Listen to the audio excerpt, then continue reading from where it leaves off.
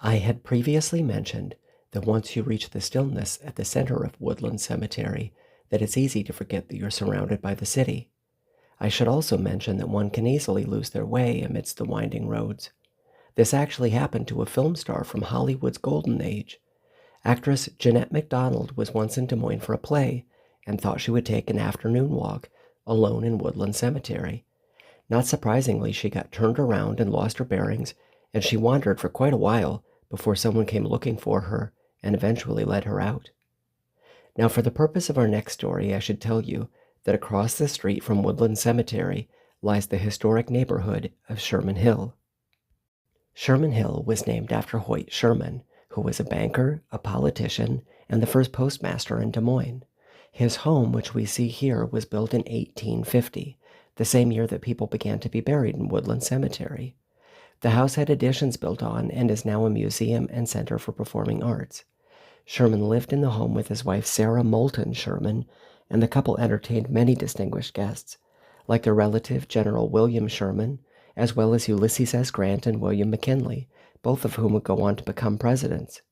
Sarah Sherman died in 1887, and Hoyt Sherman died in 1904.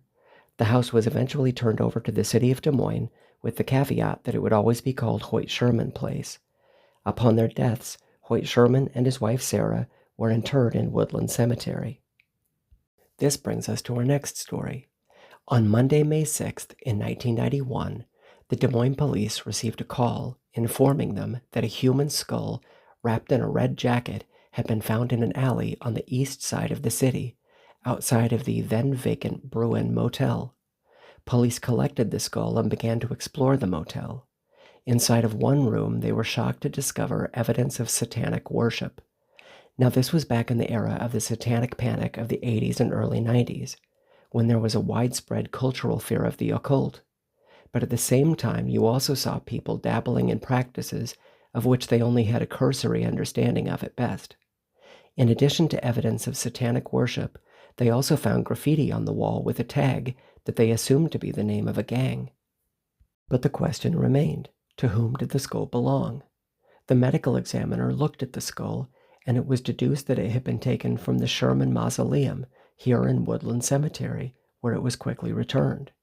A week before, intruders had entered the tomb and pulled Sarah Sherman's coffin from its chamber and onto the floor. The glass lid was broken, and grave robbers had used a stick to poke around in the casket. The remains were intact when the break-in was later discovered. The detective in charge of the case was just beginning his investigation on the first break-in when the call came in reporting the discovery of the skull. The police discovered that the mausoleum had been broken into a second time, sometime between the previous Thursday and Sunday. The gang had used bolt cutters to gain access the second time. The police received a deluge of tips, many mentioning a local gang with satanic overtones having desecrated a well-known mausoleum in Woodland Cemetery. The name of the gang that the tips mentioned was the same name the police had found on the wall of the motel. They were the Lost Boys, probably inspired by the vampire movie that had been released just a few years earlier. After Sarah Sherman's skull was returned, the entrance to the mausoleum was walled up to prevent future grave robberies, and you can see it's still bricked up today. This is so that the Shermans can once again lie and rest. But does Sarah Sherman rest? No arrests were ever made in the grave robbery, and none of the Lost Boys were ever named. Of the many ghost stories that are attached to Woodland Cemetery, one tale that's often told is of the cries that can occasionally be heard from behind the walls of the Sherman Mausoleum.